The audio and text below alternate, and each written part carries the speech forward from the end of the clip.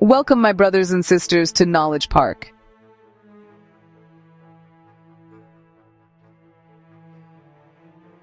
Imagine a sunny day at a lake. You go for a simple swim. For a very rare few, this happy time can become serious. This is not a horror story. It is a real infection some people call amoebic brain fever. Doctors call it primary amebic meningoencephalitis, or primary amebic meningoencephalitis. That means swelling of the brain and the thin covers around it. What is it? How does it happen?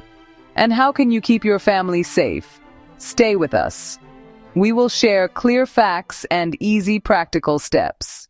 What is amoebic brain fever? Let us make it simple and clear. People say amoebic brain fever. Doctors call it primary amebic meningoencephalitis. Primary amebic meningoencephalitis. Meningo means the covers around the brain. Encephalitis means swelling of the brain itself. It is very rare, but very serious if treatment is late. So awareness matters. Please remember 2 points. It is uncommon, and it is serious. Only a few cases happen each year worldwide. Still, we must know the basics. Now, it's important to distinguish primary amebic meningoencephalitis from other brain infections caused by different amoebae, like one called acanthamoeba, which causes a disease known as granulomatous amoebic encephalitis.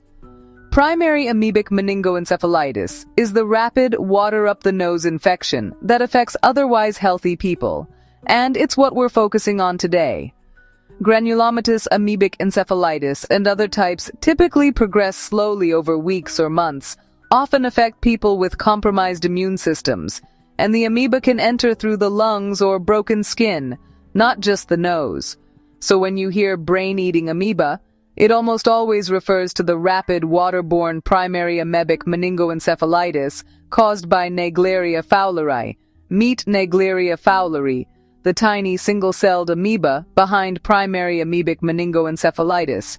It likes heat, we say thermophilic, and lives in warm fresh water, lakes, rivers, hot springs, and poorly maintained pools. It does not survive in salt water. Transmission is not from drinking. Stomach acid kills it. Risk comes when warm fresh water is forced up the nose during diving, jumping, or strong splashing. Risk is higher above 30 degrees Celsius or 86 degrees Celsius, in warm, still, or slow water, and when mud or sediment is stirred. Let's bust some myths. You cannot get infected by drinking lake water. Stomach acid destroys the amoeba. The infection is not contagious between people. This amoeba is almost never in salt water or in properly chlorinated pools. The main risk is warm, still, or slow-moving fresh water when water goes up the nose. To be clear, the ocean and saltwater bays are safe from Naegleria fowleri. This amoeba cannot survive in salt water. Simple habits protect you. Do wear nose clips, enter gently, and choose deeper, clearer areas. Don't dive into shallow warm water. Don't stir bottom mud. Don't use plain tap water for neti pots or nasal rinsing, and avoid poorly chlorinated splash pads. Stay aware, not afraid. Keep water out of the nose in warm fresh water, and enjoy the water safely. So what should you do if you accidentally get warm fresh water up your nose? First, do not panic. The risk from a single slip is extremely small, because infection needs a perfect storm. Do not try to rinse or flush your sinuses with plain tap water. This can increase risk. Instead, stay calm and be aware. For the next 2 weeks, if a sudden, severe, unrelenting headache and fever develop, seek emergency care immediately and tell the doctor about the water exposure. Awareness, not panic, is your best defense. It is rare because a perfect storm must happen. Step 1. The water must contain Naegleria fowleri. Step 2. That water must be pushed high up the nose, like during diving, jumping, or a strong splash. Simple splashing is usually not enough. Step 3. Enough amoebae must enter together. Only when all 3 steps line up, infection can start. After entry, the amoeba travels along the olfactory nerve from nose to brain. Inside the brain, it eats cells and triggers a strong immune response. The brain swells fast. Meningoencephalitis. The skull has no extra space, so pressure rises. Cytokines and edema make it worse. Without very quick treatment, it is often fatal. Urgent update. Symptoms demand immediate action. They typically start about 5 days after exposure. Day 1 to 5. Incubation. No symptoms. Stage 1 begins around day 5. Sudden, severe frontal headache, high fever, nausea, and vomiting. It can be mistaken for a bad flu or viral meningitis. Stage 2, within a day. Stiff neck, confusion or irritability, balance trouble, and sensitivity to light. It resembles bacterial meningitis, but progresses much faster. If you or someone you know develops a severe headache and fever after being in warm fresh water, go directly to the hospital emergency department, often called the emergency department or accident and emergency department. Tell the triage nurse and doctors immediately, "I have a severe headache and fever after swimming in a lake." In the emergency department, physicians will lead care and involve neurology to manage brain swelling and infectious disease to identify the organism and start powerful antimicrobials. Stage 3, critical, seizures, hallucinations, and coma as brain swelling becomes severe. Death can occur within 1 to 12 days after symptoms begin. Key takeaway: a sudden severe headache and fever after warm freshwater exposure is a medical emergency. Tell doctors immediately. Diagnosis and tests. Primary Amebic Meningoencephalitis is often missed in the emergency room because it looks like regular meningitis. Please act fast. The main test is a lumbar puncture, also called a spinal tap. The doctor cleans the lower back, gives a small numbing injection, then gently puts a thin needle between the backbones to take a little clear fluid called cerebrospinal fluid, or cerebrospinal fluid, into small tubes. If doctors strongly suspect primary amoebic meningoencephalitis, start treatment while tests are going on. Do not wait. In the lab, first they check a fresh wet mount under a microscope to look for live moving amoebae. Special stains can help see the shape. Culture is possible but slow and difficult. Polymerase chain reaction tests the germ's deoxyribonucleic acid and is very specific, but results can take time. Treat based on suspicion. Do not wait for every report. Computed tomography or magnetic resonance imaging can show brain swelling and edema, sometimes bleeding, but scans cannot prove primary amoebic meningoencephalitis. They only support the picture. The spinal tap makes the diagnosis. After warm freshwater exposure plus sudden severe headache and fever, tell the team, take cerebrospinal fluid quickly and start treatment while tests are pending. Primary amebic meningoencephalitis is one of medicine's toughest emergencies. Survival has historically been under 3%, but treatment is possible and must be immediate and aggressive. From the moment it is suspected, care becomes a race against time. There is no single cure. Doctors use a multi-drug strategy. The focus is rapid access to specialized anti-amoebic therapy, coordinated with public health experts, combined with powerful agents through the vein and, when needed, into the spinal fluid, plus additional physician-directed treatments. This targets Naegleria fowleri directly. Next, managing brain swelling.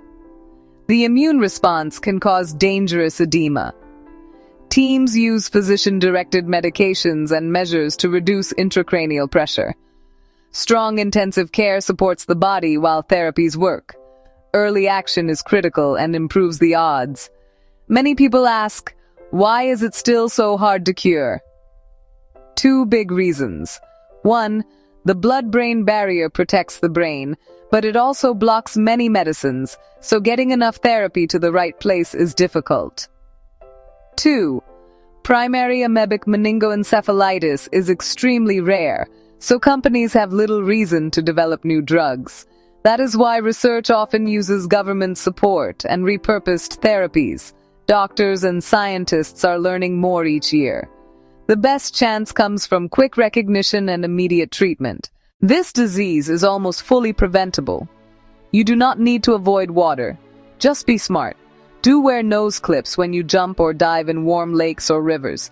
Enter gently and keep your head above water in warm, fresh water and hot springs. For nasal rinsing and neti pots, use distilled, sterile, previously boiled and cooled or properly filtered water. For nasal rinsing, never use plain tap water. Use water that is distilled or sterile or filtered with absolute 1 micron or smaller, or boiled for at least 1 minute, 3 minutes at high altitude, then cooled. This simple step removes the risk from nasal rinsing. Home safety matters. In warm places, Naegleria can live in plumbing. Keep your water heater set to 60 degrees Celsius, or 140 Fahrenheit. If water has been sitting, flush both hot and cold taps for 1 to 2 minutes before any nasal rinse. Store boiled water in a clean covered container and use within 24 hours. Do not use hose or backyard water. Pools and splash pads. A well-chlorinated, well-maintained pool is very safe. Naegleria cannot survive in properly chlorinated water. Some splash pads have had low chlorine. For public splash pads, ask if water is disinfected and recirculated. For private ones, use proper disinfectant and maintain it well. The global picture, in simple words: cases are very rare. Most reports come from very hot regions: southern United States, India, Pakistan, and Australia. With warming and heat waves, risk may spread north. Real cases led to action: better chlorine rules at splash pads and clear neti pot warnings. The goal is not blame, the goal is safety. Real numbers, in simple words. Since 1962 in the United States, there have been around 150 confirmed infections from Naegleria fowleri. Only 4 people have survived. This shows how rare it is, and why quick action and awareness matter. The tragic consequences of primary Amebic Meningoencephalitis have also played out in courtrooms. There have been lawsuits against cities and water parks for failing to maintain proper chlorine levels in public splash pads. There has even been a landmark lawsuit against a neti pot manufacturer for not providing adequate warnings about using tap water. These cases are not only about blame, they have driven stricter public health guidelines and clearer life-saving labels on nasal rinse products. Legal pressure is another powerful force for prevention. There is a concerning trend with our warming climate.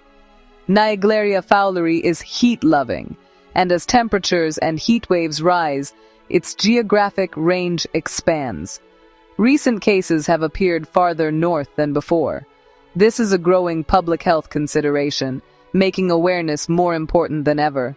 Why not test every lake? Naegleria fowleri is patchy and changes over time, so routine testing cannot predict real-time risk. Assume any warm freshwater could contain it, and keep water out of the nose. Behind each number is a family and a story. Losses have driven awareness groups and foundations to push for research and stockpiling of life-saving therapies. While rare, no family should face this. Awareness is the first line of defense. Simple takeaway: know the signs, act fast, and keep water out of the nose in warm, fresh water. Stay aware, not afraid. Quick recap. Primary Amebic Meningoencephalitis happens when Naegleria fowleri in warm freshwater goes up the nose. It is very rare but can be severe, and it is almost fully preventable. Use nose clips. Avoid diving into warm, shallow, muddy water, and never use plain tap water for neti pots.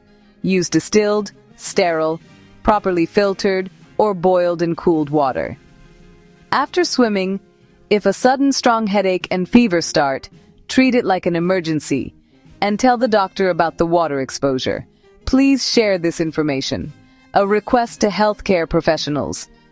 Primary Amebic Meningoencephalitis can look like routine meningitis, but it moves fast.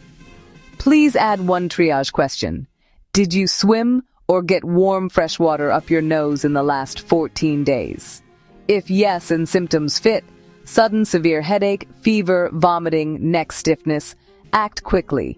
Obtain cerebrospinal fluid by lumbar puncture, examine a fresh wet mount, and send polymerase chain reaction if available. Start anti-amoebic therapy early while tests are pending, and manage brain swelling aggressively.